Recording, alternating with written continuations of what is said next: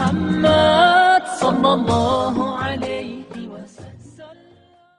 امیر ملت پیر سید جماعت علی شاہ رحمۃ اللہ علیہ۔ امیر ملت حضرت پیر سید جماعت علی شاہ محدث علی پور سیدان رحمۃ اللہ علیہ 1841 میں علی پور سیدان سیالکوٹ میں پیدا ہوئے۔ آپ کے والد گرامی سید کریم شاہ رحمۃ اللہ علیہ ایک نامور بزرگ شخصیت تھے۔ آپ نجیب الطرفین سید ہیں اور آپ کا سلسلہ نسب 38 واسطوں سے امیر المومنین حضرت علی کرم اللہ وجہہ الکریم سے ملتا ہے۔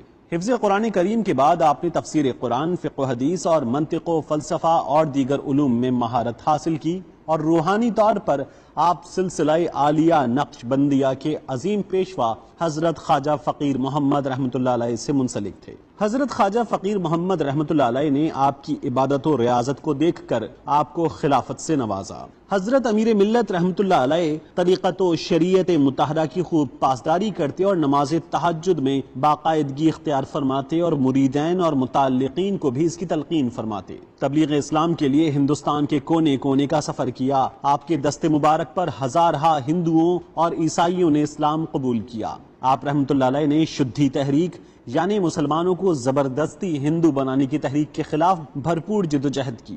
اس کے علاوہ آپ نے تحریک پاکستان میں بھرپور کردار ادا کیا، اور قائد اعظم محمد علی جناح رحمۃ اللہ علیہ کا ساتھ دینے کے لیے پورے ہندوستان کے علماء و مشائخ کو ایک پلیٹ فارم پہ جمع کیا، اور قیام پاکستان کے لیے عملی جدوجہد سے اپنی صلاحیتوں کا سکہ یوں منوایا کہ آپ کو متفقہ طور پر امیر ملت کا خطاب دیا گیا۔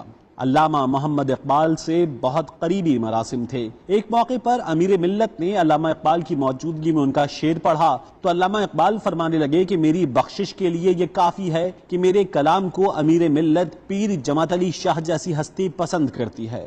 آپ نے سینکڑوں مساجد و مدارس تعمیر کروائے، لاتعداد حج کیے، اور گنبد خضرا کی زیارت سے مشرف ہوئے۔ آپ کے مریدین کی تعداد لاکھوں میں ہے۔ آپ کا ظاہر و باطن سنت مصطفیٰ صلی اللہ علیہ وآلہ وسلم کا آئینہ دار تھا۔ مدینہ منورہ سے قلبی لگاؤ رکھتے تھے۔ فضائل مدینہ منورہ پر آپ کی تصنیف بھی موجود ہے۔ بلا شبہ مملکت خداداد پاکستان کا وجود آپ جیسی شخصیات کی جدوجہد اور محنتوں کا ثمر ہے۔ آپ کی خدمات صدیوں تک یاد رکھی جائیں گی۔